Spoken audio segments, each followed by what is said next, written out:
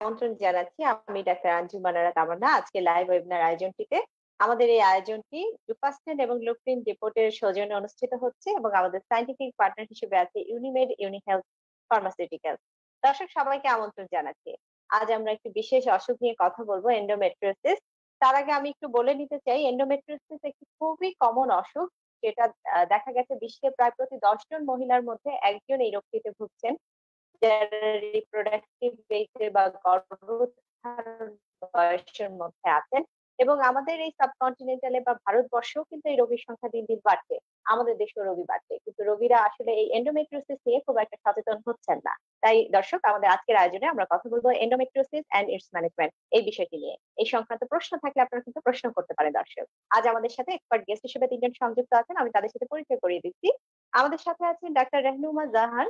তিনি কনসালটেন্ট স্ত্রী ও প্রসূতি রোগ বিভাগ, স্কয়ার হসপিটাল লিমিটেড, এবং আরো আছেন ডাক্তার হাসিনা আক্তার, কনসালটেন্ট স্ত্রী ও প্রসূতি রোগ বিভাগ, আসগর আলী হাসপাতাল, ঢাকা। আরো আছেন ডাক্তার ফারজানা রশিদ, তিনি অ্যাসোসিয়েট কনসালটেন্ট স্ত্রী ও প্রসূতি রোগ বিভাগ, স্কয়ার হাসপাতাল লিমিটেড।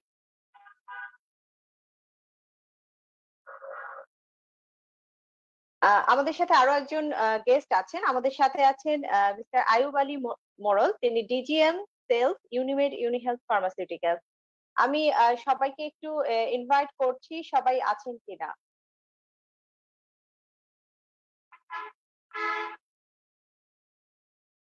সবাইকে স্বাগত জানাচ্ছি আমাদের আজকের আয়োজনে।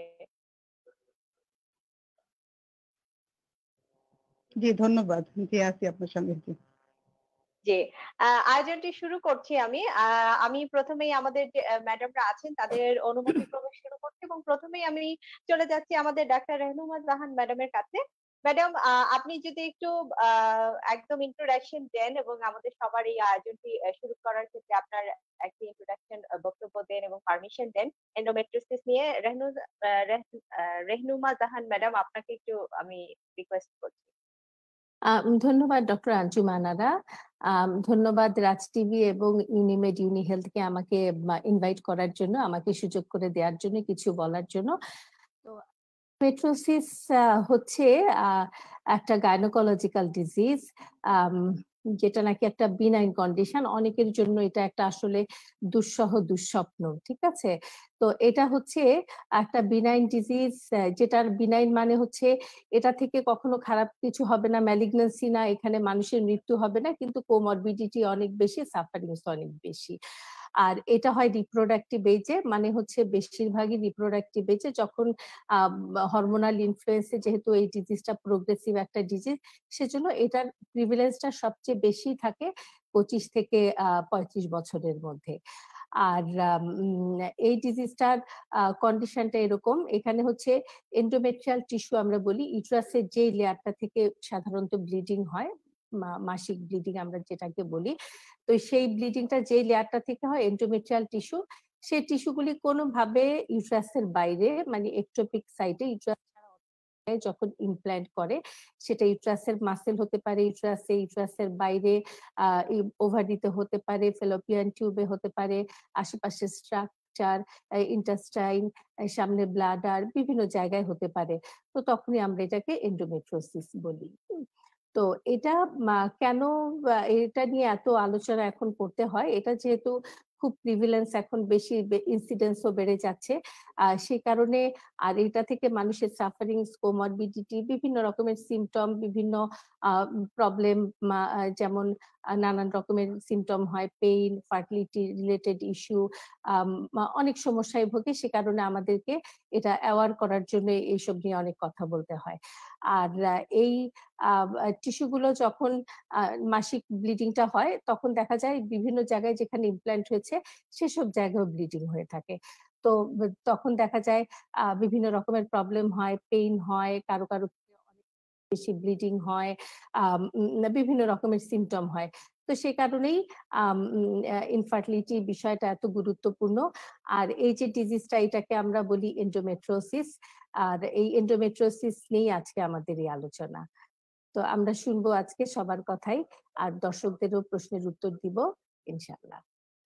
জি ম্যাম, অনেক ধন্যবাদ এবং আপনি একটি আসলে ধারণা দিয়ে দিলেন আসলে এন্ডোমেট্রিওসিস একটি কি ধরনের অসুখ এবং মেয়েরা কোথায় হচ্ছে সেটা নিয়ে একটা ধারণা ছিল। আমি বাকি আলোচনায় যাব। একটু চলে যাচ্ছি আমাদের হাসিনা আক্তার ম্যাডামের কাছে। ম্যাডাম, আপনি যদি একটু বলেন আসলে এন্ডোমেট্রিওসিস নিয়ে আলোচনা শুরুর ক্ষেত্রেই কিন্তু ১ম এই আসে যে কেন হয় এবং কোথায়, কোথায় হয় এই অসুখটি? একটু যদি এই বিষয়টা নিয়ে আলোচনা করেন হাসিনা ম্যাম। ওকে, ধন্যবাদ ডক্টর আঞ্জুমান নারা এবং অলসো ইউনিমেড রাজ টিভিকে টু ইনভাইট মি। তো বলতে চাই যে আপা আসলে প্রথম ইন্ট্রোডাকশনটা বলেই দিয়েছেন। তারপর সাথে আমি একটু যোগ করতে চাই যে আসলে এন্ডোমেট্রিওসিস এমন একটা রোগ যে পেশেন্টদের সঙ্গে সঙ্গে আমরা যারা গাইনোকোলজিস্ট আমরাও কিন্তু সাফার করি। মানে এটা এই কারণেই এখন এত বেশি আলোচিত বা এত বেশি একটা প্রবলেমেটিক যে অনেক সময় দেখা যাচ্ছে সব ধরনের ট্রিটমেন্ট দিয়েও এই রোগের আমরা কোনো সুরাহা করতে পারি না। যেহেতু এটা যতদিন রিপ্রোডাক্টিভ এজ থাকে, যেটা আপা বললেন, সেই পর্যন্তই এই রোগটা এক্সাক্টলি রান করতে থাকে।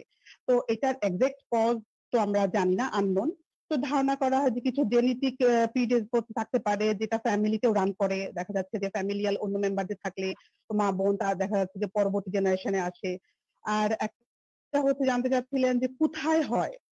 তো এটা অলরেডি আপা বলছেন। তারপর বলছে যে এন্ডোমেট্রিয়াল টিস্যু যেটা রেগুলারলি পিরিয়ড আকারে ব্লিং আকারে হয়, সেই এন্ডোমেট্রিয়াল টিস্যু যেখানেই ডিপোজিট হবে বা যেখানেই যাওয়ার সম্ভাবনা থাকে ওখানেই হতে পারে। যেমন ইউটেরাসের মাসল লেয়ারে, মানে ইউটেরাসে যে ৩টা লেয়ার থাকে, তো ইনার লেয়ারটাই এন্ডোমেট্রিয়াল লেয়ার, যেটা থেকে নর্মাল ব্লিডিং হয়। সেই লেয়ারটা যদি মাসকুলার লেয়ারে যায় তখন ওখানেও হতে পারে। এটা এমন বের হয়ে যদি এমন হয় যে ওভারিতে ডিপোজিট হয়, সেখানে হতে পারে। ইভেন দো অ্যাবডোমেনে মানে ইনার সাইডে, পেটের ইনার সাইডে যদি কোথাও ডিপোজিট হয়, ওই জায়গাগুলোতেও এন্ডোমেট্রিওসিস এমন হতে পারে যে পায়ুপথ মানে বাউল যাকে বলি আমরা, ওখানে ডিপোজিট হলে দেখা যাচ্ছে যে বাউল প্রবলেম হচ্ছে, মানে পেইন হচ্ছে ডিউরিং স্টুল পাস করার সময়। এবং এমন হচ্ছে যে ইউরিনারি যে ট্র্যাকটা, যেখানে দেখা যাচ্ছে যে ইউরিনেশনের সময় পেইন হচ্ছে, এমন ওই জায়গাগুলোতেও অনেক সময় ডিপোজিট হয়। সেটা হচ্ছে সিভিয়ার কন্ডিশন গুলাতে। এবং অ্যাবডোমেনের ইনার সাইডে বিভিন্ন জায়গায় দেখা যাচ্ছে যে এটা ডিপোজিট হচ্ছে এবং অ্যাডহেশন হচ্ছে, মানে সবকিছু লেগে যাচ্ছে। তখন হচ্ছে সিভিয়ার পেইন হয়, উইদাউট মেনস্ট্রুয়েশনও পেইন হয়। এটা পেইনটা মেইনলি হচ্ছে যখন মেনস্ট্রুয়েশন সময়, যখন নাকি যেটা নর্মাল ব্লিডিং সেটা তো নর্মালি বের হয়ে আসছে, কিন্তু অন্যান্য জায়গায় যে ডিপোজিট হচ্ছে ওখানেও একটা সাইক্লিক্যাল ব্লিডিং হচ্ছে, কিন্তু সেইটা যেহেতু বের হওয়ার কোনো পথ নাই, ওখানেই পেইন হচ্ছে। এক্সাক্ট পেইনটা কিন্তু এই কারণেই হয়। ওখানে যদি কোনো ফ্লো থাকতো বের হয়ে যেতে পারতো। নর্মালি যদি চিন্তা করি আমরা যে কোনো একটা ক্লোজ স্পেসে যে কোনো এটা যদি এক ফোঁটা ব্লিডিংও হয়, সেটা কিন্তু সিভিয়ার পেইন হয়, কারণ এটা তো বের হতে পারছে না। ডিস্ট্রেসিং একটা পেইন হয়, মানে টেনশন হয়ে পেইন হয়। ঠিক এন্ডোমেট্রিওসিস জিনিসটা তাই। যেহেতু সাইক্লিক্যালি রেগুলারলি ব্লিড হচ্ছে, সাইক্লিক্যাল ব্লিডিং, তো নর্মাল ব্লিডিং তো হয়ে যাচ্ছে, আর যেখানে এন্ডোমেট্রিয়াটিক টিস্যুটা জমে থাকতেছে সেখানেও ব্লিড হচ্ছে। ওই কারণে পেইন হচ্ছে। ধরেন যেই জায়গাতেই থাকবে, ওভারি হলে ওটা ওভারিয়ান সিস্ট হচ্ছে, যেটা চকলেট সিস্ট বলতেছি আমরা। আর যদি ইউটেরাসে মাসেলে জমে যাচ্ছে বলতেছি এডেনোমায়োসিস, সেটাতেও পেইন হচ্ছে। এবং আদার সাইডে হলে সেটা সেই রিলেটেড, মানে অ্যাবডোমিনাল যে ডিপোজিট গুলা হচ্ছে, তো ওখানেই পেইন হচ্ছে। তো সেটা এই জায়গাগুলোতেই হতে পারে, যেমন ইউটেরাসে হতে পারে, ওভারি টিউবে হতে পারে, অ্যাবডোমিনাল ক্যাভিটিতে হতে পারে, even though ureter and বাউলে involve হতে পারে। জি, ধন্যবাদ ম্যাডাম। আসলে আ আপ আপনার কথায় বোঝা গেল, একটা ধারণা পাওয়া গেল শুধু জরায়ু নয় অন্যান্য জায়গায়ও এই অসুখটি হয় এবং তার জন্য রোগীরা আসলে অনেক সাফার করে এবং ম্যাডাম যেটা বলছিলেন শুধু রোগী না, পাশাপাশি চিকিৎসকও সাফার করেন। জি। কোন চিকিৎসা দিয়েই হয়তো দেখা যায় চিকিৎসকও সন্তুষ্ট হতে পারেন না। আমি এই বিষয়গুলো নিয়ে আরো যাবো। একটু ফারজানা রশিদ ম্যাডামের কাছে যাচ্ছি। ম্যাডাম, আসলে আমাদের ম্যা আম আ রেহনুমা ম্যাডাম এবং হাসিনা ম্যাডাম খুব সুন্দর করে পরিষ্কার করে একটা ধারণা দিলেন। আপনি যদি একটু বলেন ম্যাডাম আসলে মেয়েদের আর কি সিম্পটম হয়? শুধু কি পেইনই হয়? বা কখন হয় পেইনটি এবং কেন এত সিভিয়ার হচ্ছে? এবং তার পাশাপাশি ম্যাডাম, এটা যদি কোনো রোগীর হয়ে থাকে কমপ্লিকেশন বা এর কারণে রোগীর কি হতে পারে? একটু যদি ম্যাডাম বিস্তারিত বলেন। ধন্যবাদ ডক্টর আঞ্জুমান। আমি আমাকে এখানে আমন্ত্রণ জানানোর জন্য এবং আমাদের যারা আয়োজক রাজ টিভি সবাইকে ধন্যবাদ জানাচ্ছি। সাথে আমার যারা কলিগ আছেন সবাইকে ধন্যবাদ জানাচ্ছি। খুবই ইম্পোর্টেন্ট একটা কোয়েশ্চেন করেছেন ডক্টর আঞ্জুমান। কারণ হচ্ছে যে সিম্পটমটা কি?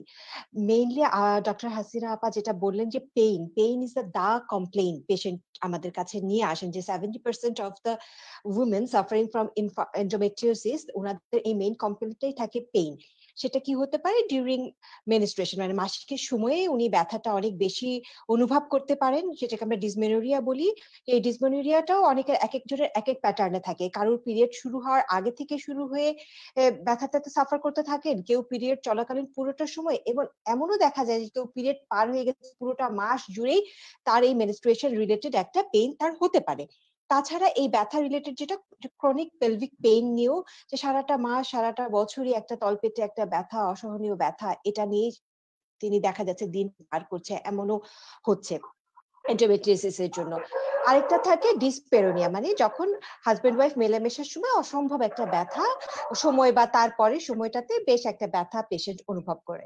এই ব্যথা ছাড়াটা থাকে, আরো থাকে যেটা যে পেশাব পায়খানা করার সময় যে ডিসকেজিয়া বা ডিজিউরিয়া, এটাও বেশ থাকে। এবং অনেকের ইভেন খুব টিপিক্যাল যে ডিসকেজিয়া থাকে সেটাও থাকে না, একটা ড্র্যাগিং সেন্সেশন, রেকটাল পেইন, এরকম একটা সেন্সেশন থাকে যে এন্ডোমেট্রিয়াটিক ডিপোজিট গুলো কি হলো, রেকটামের ওই জায়গাটাতে খুব বেশি করে ডিপোজিট হলো, তো এই জন্য ওই সময়টা একটা ড্র্যাগিং সেন্সেশন থাকে। এরকমও একটা ব্যথা নিয়ে পেশেন্টরা জাস্ট আসতে পারেন, রিপোর্ট করতে পারেন।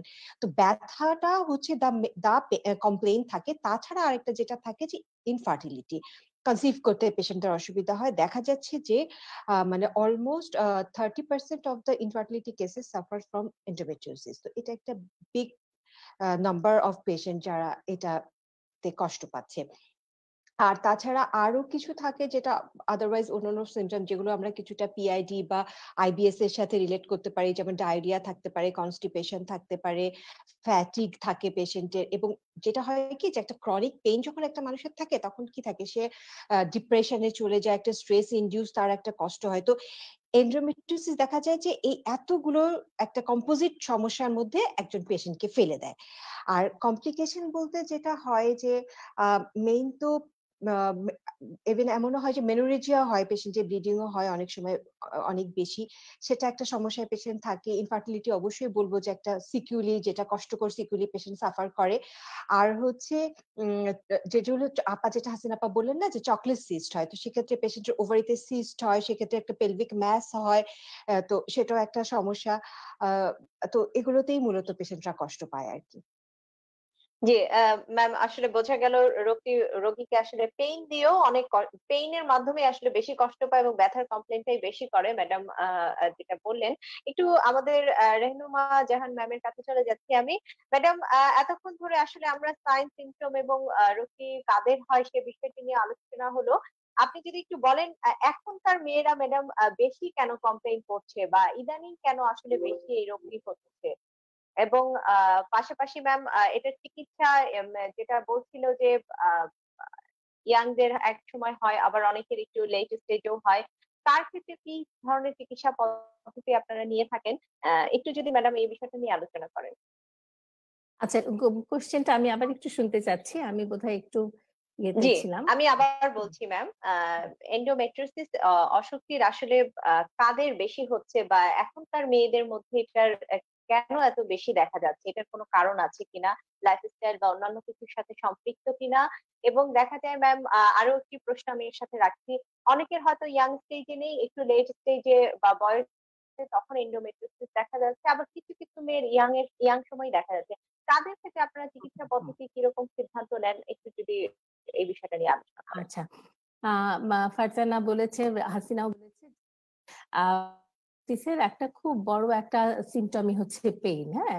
তো পেইনটা নানান রকমের পেইন হতে পারে। ও ডেসক্রাইব করেছে ডিসমেনোরিয়া, ডিসপেরোনিয়া, তারপরে ডিজিউরিয়া, ডিসটেসিয়া। তো এখন হচ্ছে যেটা ডিসমেনোরিয়া, হ্যাঁ? ডিসমেনোরিয়া দেখা যায় আ আ অনেক সময় পেশেন্টরা খুব আর্লি স্টেজে, যেমন ইয়াং একটা টিনেজ মেয়েও প্রেজেন্ট করতে পারে ডিসমেনোরিয়া নিয়ে, হ্যাঁ? অনেক সময় দেখা যায় এন্ডোমেট্রিওসিস ডায়াগনোসিস আমরা কিন্তু সবসময় আনম্যারিড মেয়েদের ক্ষেত্রে বা এরকম ইয়াং মেয়েদের ক্ষেত্রে আমাদের জন্য করাটা কঠিন হয়ে পড়ে, হ্যাঁ? তো আমাদেরকে সেই যে ডিসমেনোরিয়া নিয়ে আসলো, এই মেয়েদেরকে আমাদেরকে তখন এই ডিসমেনোরিয়ার কিন্তু অন্যান্য কারণও থাকে, হ্যাঁ? অনেক সময় আমরা কন্ডিশনের জন্য বলি, বা যে অনেক সময় মনে হয় যে এটা আস্তে, আস্তে বয়সের সাথে, সাথে ঠিক হয়ে যাবে। কিন্তু অনেক সময় মিস হয়ে যায়, কারণ ডায়াগনোসিসটা করা যায় না।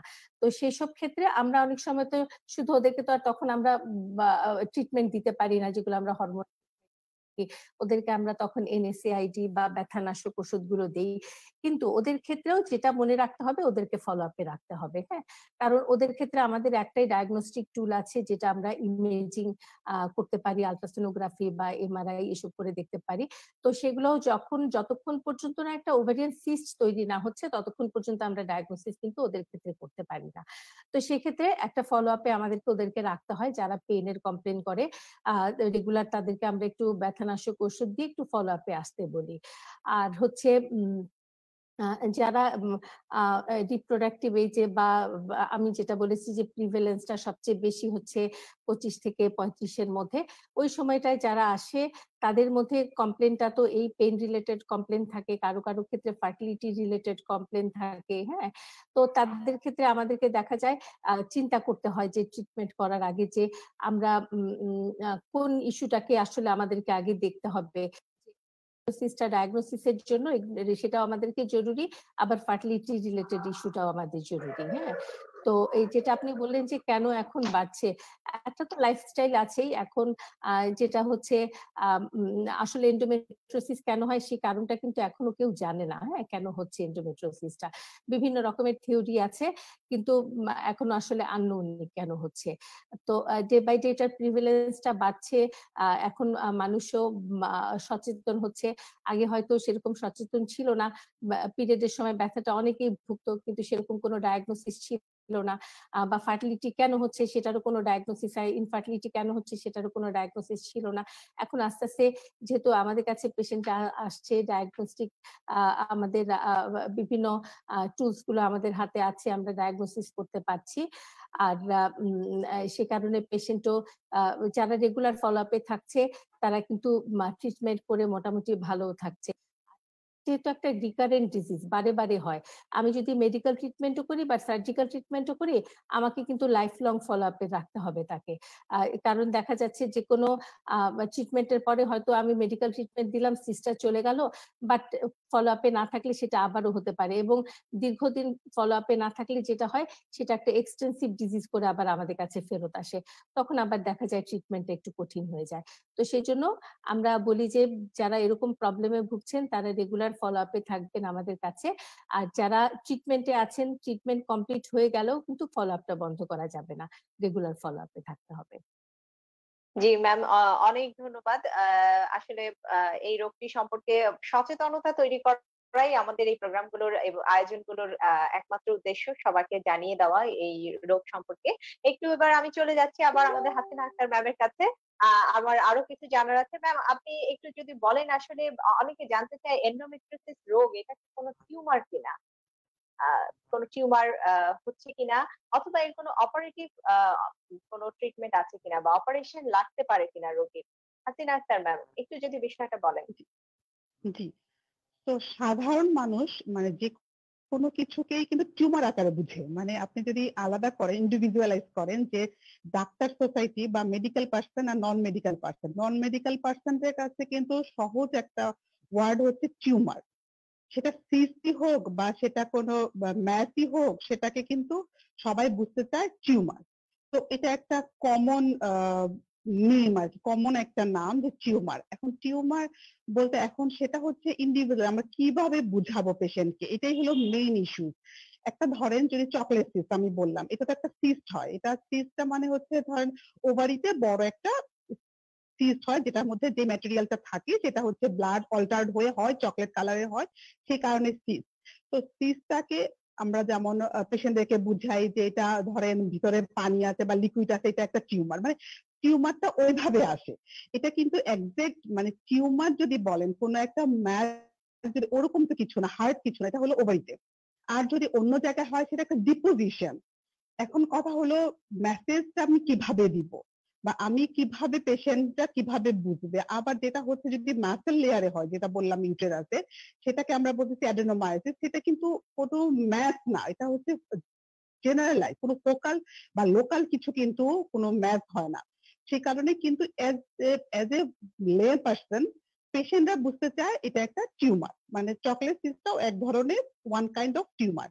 এবং এখন আসি ট্রিটমেন্ট, মানে অপারেশন তো ডিরেক্ট কোনো অপারেশন বলার আগে কিছু ট্রিটমেন্টের মধ্যে ট্রিটমেন্ট মডেল কি আমরা কিন্তু এই এন্ডোমেট্রিওসিস বা যেটাতে দুই ধরনের ট্রিটমেন্ট আছে, সেটা হলো একটা মেডিকেল ট্রিটমেন্ট, একটা হচ্ছে সার্জিক্যাল।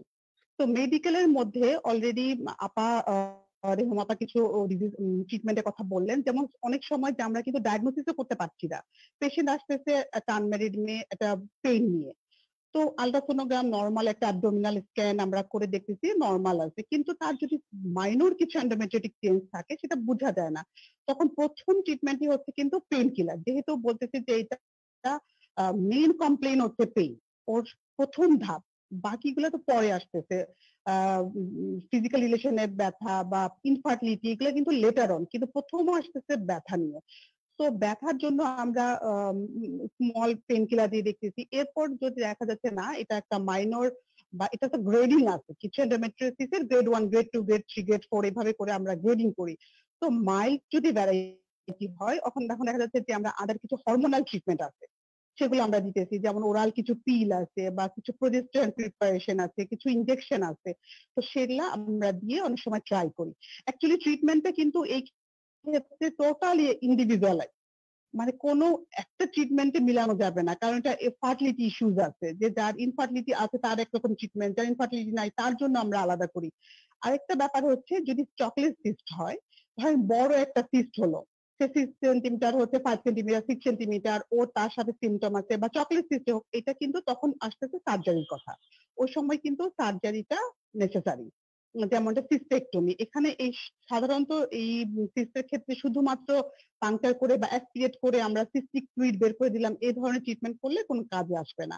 এখানে তাহলে দেখা যাচ্ছে সিস্টের অপারেশন করতে হচ্ছে, যে ল্যাপারোস্কোপি সিস্টেকটমি করতে হচ্ছে। ঠিক ট্রিটমেন্ট গুলো আসলে এভাবেই আসতেছে, সবারই যে সার্জারি লাগতেছে তাও না, আবার অনেকে যে লাগতেছে না সেটাও বলবো না, যেটা কিন্তু একটা মানে বেশ একটা বড় অ্যামাউন্ট মানে পেশেন্টের সার্জারি লাগে।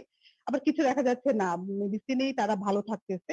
আর অলরেডি আপা বললেন যে আমি যেই ট্রিটমেন্টে যাই না কেন এটা কিন্তু কোনো কনক্লুশনে আসতে পারি না, আমরা যতদিন রিপ্রোডাক্টিভ লাইফ থাকবে এটা আবার হবে, মানে সেটা সার্জারি করলেও কিন্তু আবার সেটা রিকভার করতে পারে, সেই সিস্টেমটা আবার ফিরে আসতে পারে।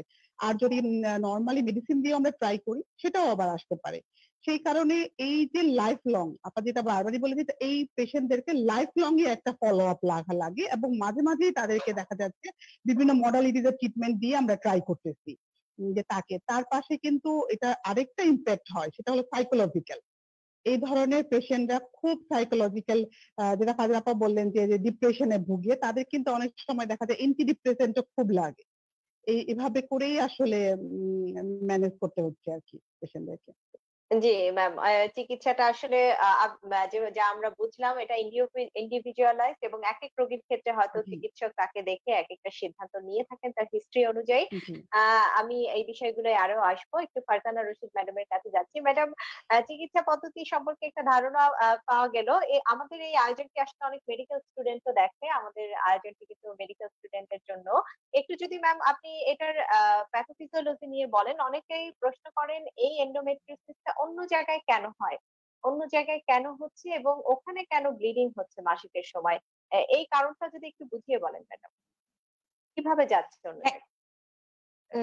থ্যাংক ইউ ডক্টর তামান্না। আসলে হ্যাঁ, এটা এই জন্য আমি একটু সাধুবাদ জানাচ্ছি রাজ টিভিকে, কারণ অ্যাওয়ারনেসটা খুব ইম্পর্টেন্ট। ইভেন ওয়ার্ল্ড ওয়াইড কিন্তু ফেব্রুয়ারি মাসকে এন্ডোমেট্রিওসিস অ্যাওয়ারনেস মান্থ হিসেবেও ডিক্লেয়ার করেছে, যে you should know, you should aware, তাহলে তুমি ফেস করতে পারবে প্রবলেমগুলি নিয়ে।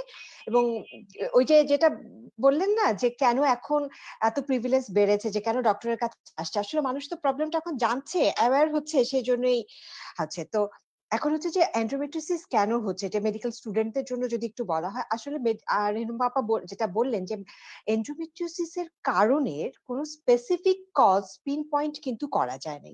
কি বলা হচ্ছে, দেয়ার আর সাম হাইপোথিসিস। হাইপোথিসিসটা কি, ফার্স্টে যেটা বলে যে আমাদের একটা রেট্রোগ্রেড যেটা মেনস্ট্রুয়েশন, এরকম একটা ব্যাপার অনেক সময় হয়।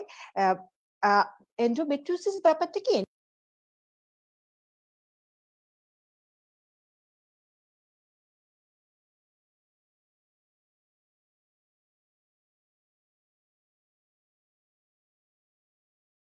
তার কথা তার বাইরে যে কোনো জায়গায়। মোস্টলি কমন সাইট যেটা হাসিন আপা মেনশন করেছিলেন, ovary, fallopian tubes, uterus itself, pelvic cavity, pelvic peritoneum, এই জায়গাটাই মেইনলি, সাথে পেলভিক অর্গানের আশেপাশে আমাদের ইউটেরাসের আশেপাশে ব্লাডার, বাওয়েল এগুলো আছে এগুলো।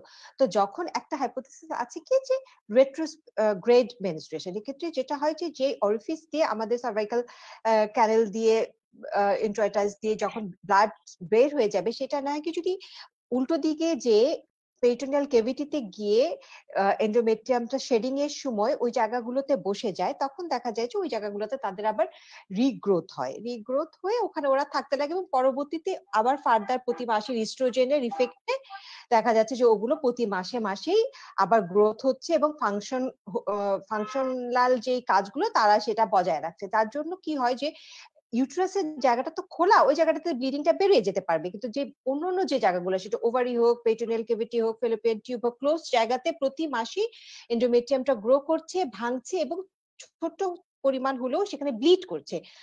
ক্রনিক্যালি ওই ব্লাড গুলা জমে জমে ওই জায়গাটাতে এন্ডোমেট্রিওসিসের বিভিন্ন ডিপোজিট ফর্ম হচ্ছে বিধায় ওখানে পেইন হচ্ছে।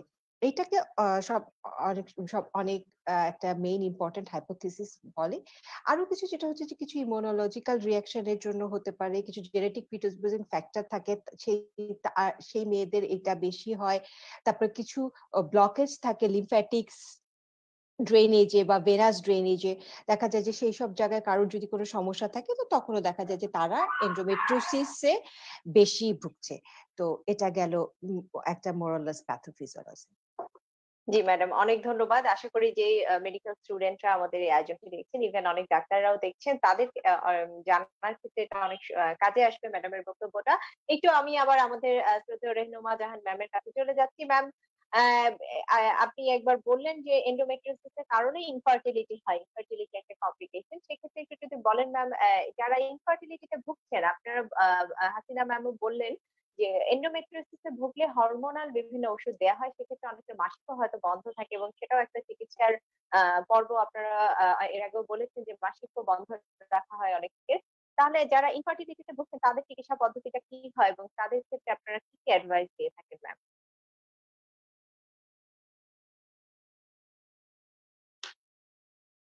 রেহনুমা ম্যাম, আশা করি আপনি আমাকে শুনতে পাচ্ছেন।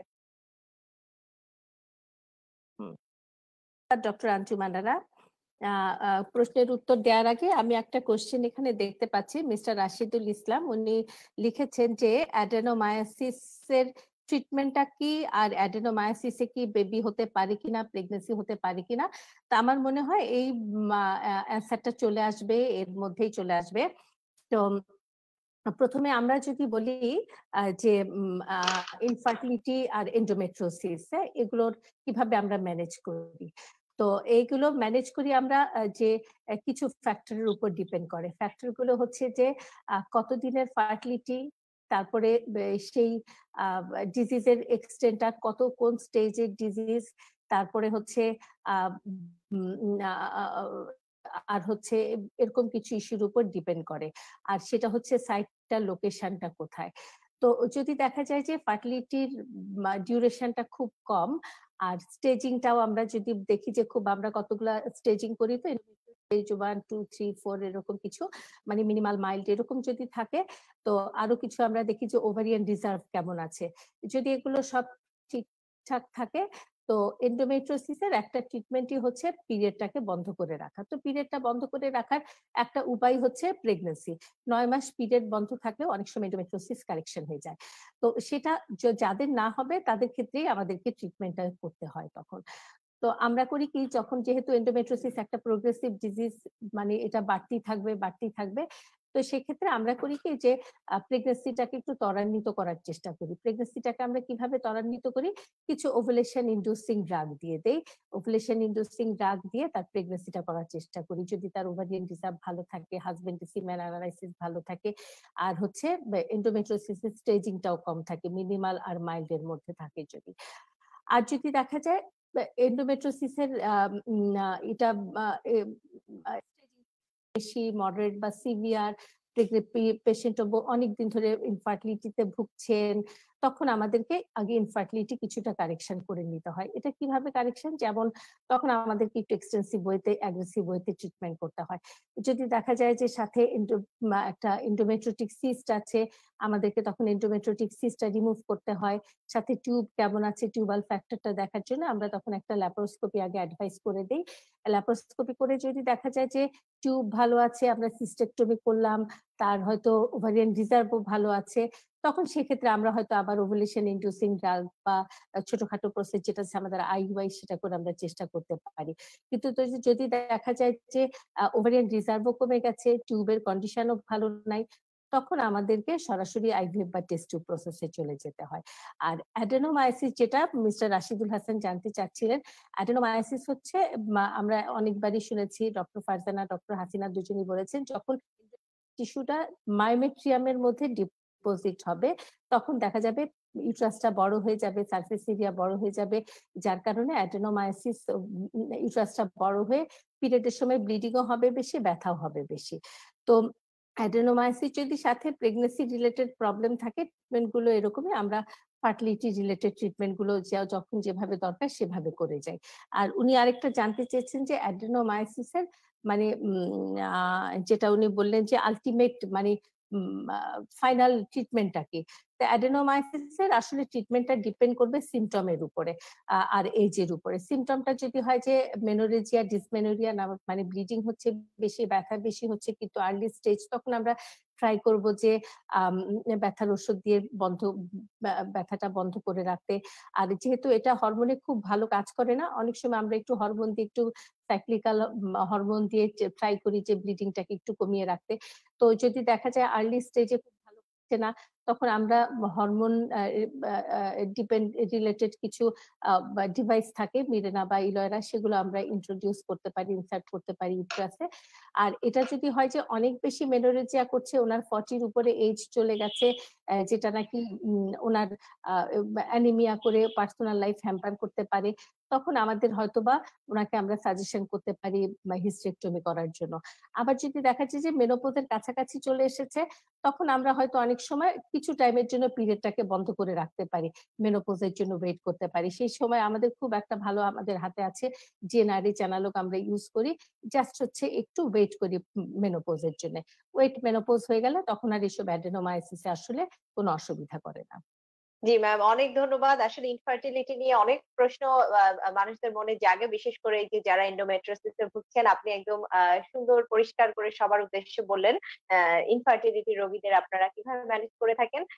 আমি একটু হাসিনা আক্তার ম্যামের কাছে আবার যাচ্ছি। ম্যাম, আপনি আমাদের রেহনুমা জাহান ম্যাম অলরেডি বলেছেন যে কাদের ক্ষেত্রে ওনারা অপারেশনের সিদ্ধান্ত অনেক সময় নিয়ে থাকেন।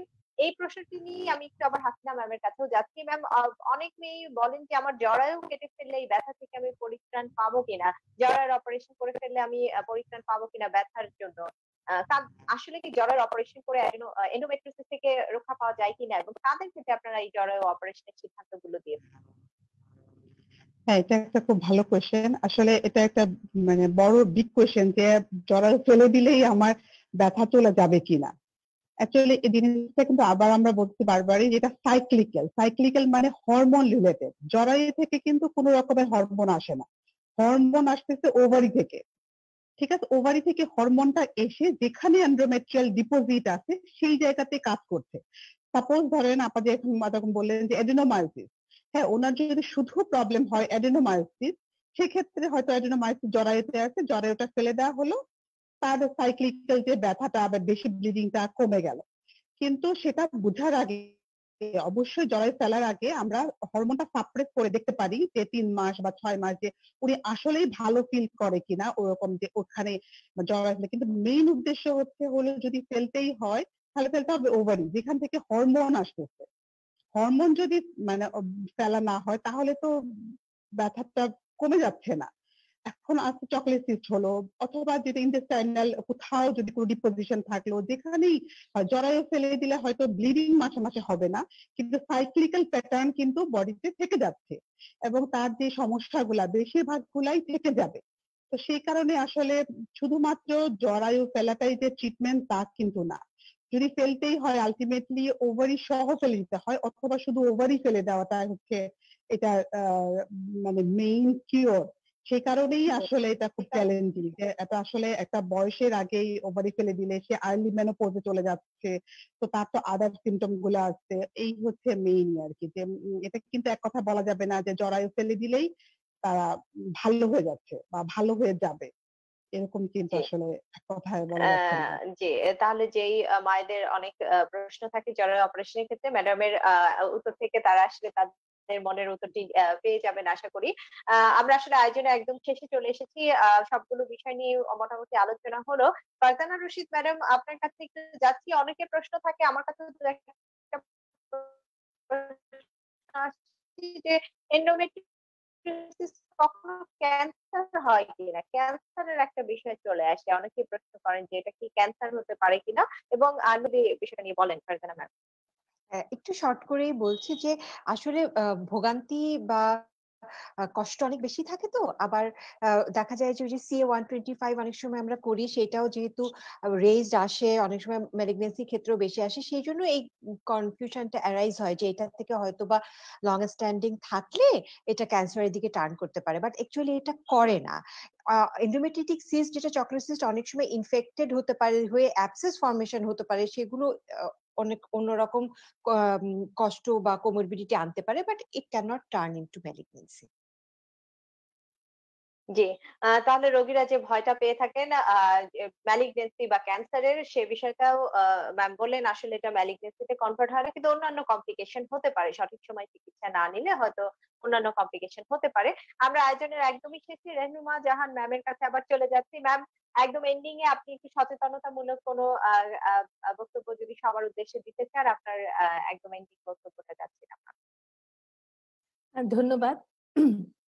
এন্ডোমেট্রিওসিস নিয়ে বলতে গেলে আসলে আমাদের সেই ছোট মেয়েদের থেকেই শুরু করতে হবে, যে যেসব মেয়েরা একেবারে অল্প বয়সে 12-13 বছর বয়স থেকে পিরিয়ডের ব্যথা নিয়ে ভুগছেন, তাদের মাদেরকে আমি বলব যে অবশ্যই আপনারা রেগুলার ফলো আপে রাখবেন আপনাদের মেয়েদেরকে। আর যারা এরপরেও ভুগছেন বা রেগুলার ট্রিটমেন্টে আছেন তারাও ফলো আপ করবেন। আর যারা ফার্টিলিটিতে ভুগছেন তাদের ক্ষেত্রে আমি বলব যে অবশ্যই এখন অনেক রকমের ট্রিটমেন্ট আছে। আমরা বিভিন্ন রকমের ট্রিটমেন্ট দিতে পারি। আমাদের হাতে অনেক কিছুই আছে। ওরাল কন্ট্রাসেপ্টিভ পিল, শুধুমাত্র প্রোজেস্টেরন, নানান ফর্মে আমরা প্রোজেস্টেরন দিতে পারি, জেনারেজ, অ্যানালগ, নানান রকমের ওষুধ আছে। আমাদের এখন নানান রকমের সার্জারিরও সুযোগ সুবিধা আছে। আমাদের ফার্টিলিটি রিলেটেড অ্যাডভান্স প্রোগ্রাম গুলোও আমাদের দেশে এখন হয়। সুতরাং কোনো কিছু আসলে ভয় পাওয়ার কিছু নেই। জাস্ট আপনারা রেগুলার ফলো আপে থাকবেন এবং সময় মতন চিকিৎসা নিবেন। আপনারা এন্ডোমেট্রিওসিস থেকে ভালো থাকতে পারবেন। একটা হেলথি লাইফ হচ্ছে একটা মানুষের জন্য খুব জরুরি। যেটা এন্ডোমেট্রিওসিস অনেক সময় হেলথি লাইফ করতে নষ্ট করে দেয়। তো সে কারণে আমার মনে হয় সবাইকে সচেতন হতে হবে এবং শুধু পিরিয়ডের ব্যথাকে শুধু পিরিয়ডের ব্যথা বলে বসে থাকলে হবে না। এটাকে অবশ্যই গুরুত্ব দিয়ে দেখতে হবে। ধন্যবাদ। জি, অনেক ধন্যবাদ ম্যাম। আমরা আসলে পুরো আয়োজনটি জুড়েই একটি টপিক নিয়ে আলোচনা করলাম এবং আমাদের ম্যাডামরা একদম একটা পরিষ্কার ধারণা দিল এই টপিকটির বিষয়। আমাদের সাথে আরো একজন অতিথি সংযুক্ত আছেন, মিস্টার আয়ুব আলী মোড়ল। তিনি DGM sales Unimed UniHealth pharmaceuticals লিমিটেডের। আমি একটু মিস্টার আয়ুব আলী মোড়ল, আপনাকে স্বাগত জানাচ্ছি এবং পাশাপাশি ধন্যবাদ জানাচ্ছি এতক্ষণ আমাদের সাথে থাকার জন্য। আপনি একটু আমাদের উদ্দেশ্যে, যে সবার উদ্দেশ্যে একটা সমাপনী বক্তব্য যদি দেন।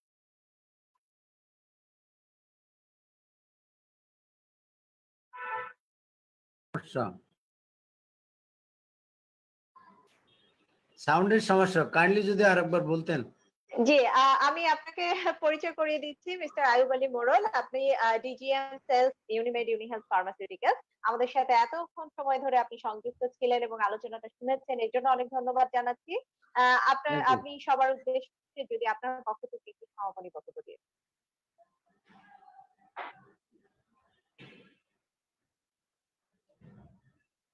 জি, মিস্টার আয়ুব আলী মোড়ল, আশা করি আপনি আমাকে শুনতে পাচ্ছেন।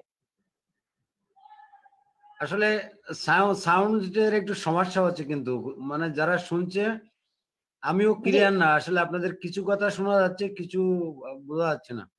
জি, আমরা শুনতে পাচ্ছি আপনাকে। আমি শুনতে পাচ্ছি। আমি আপনার একটি বক্তব্য আশা করছি। আপনি একটি সবার উদ্দেশ্যে যদি আপনার একটি বক্তব্য দেন। Okay.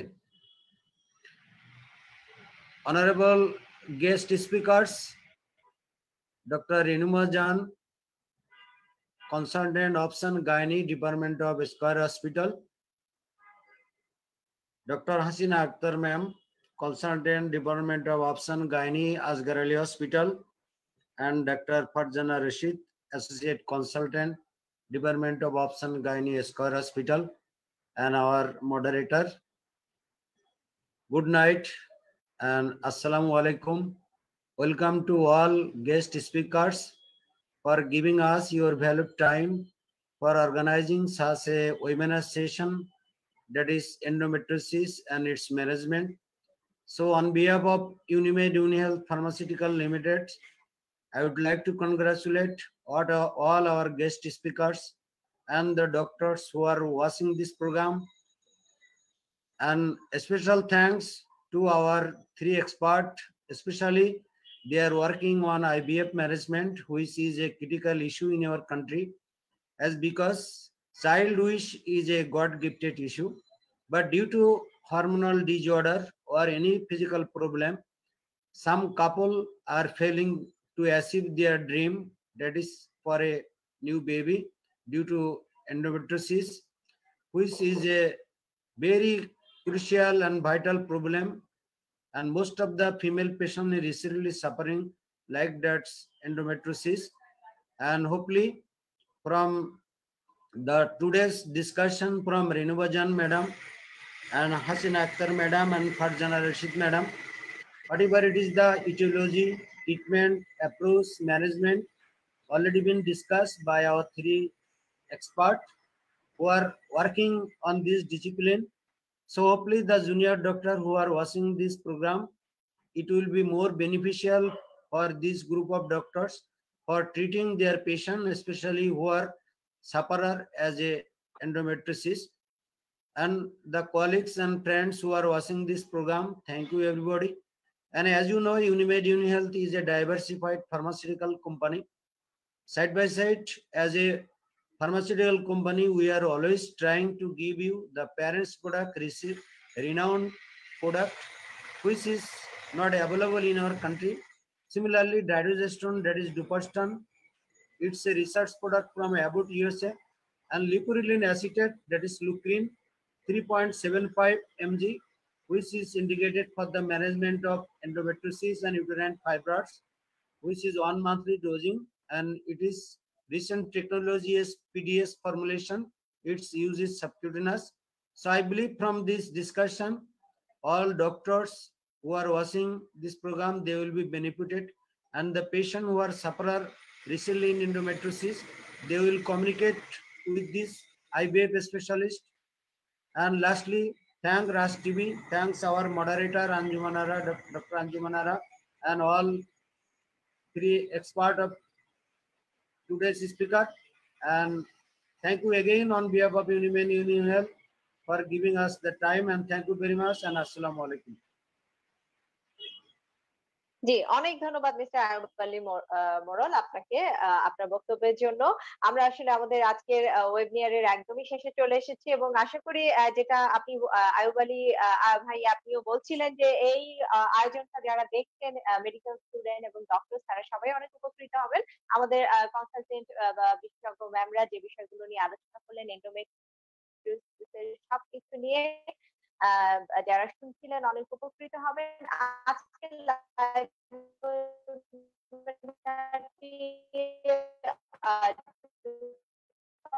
এবং রিপোর্টের জন্য অনুষ্ঠিত হচ্ছে এবং ঠিক পার্টনার হিসেবে আছে ইউনিমেড ইউনিহেলথ লিমিটেড। আমরা আজকে লাইভ এখানেই বিদায় নিচ্ছি। You are watching Raj TV, Jagorone, Bangladesh. Please subscribe our channel.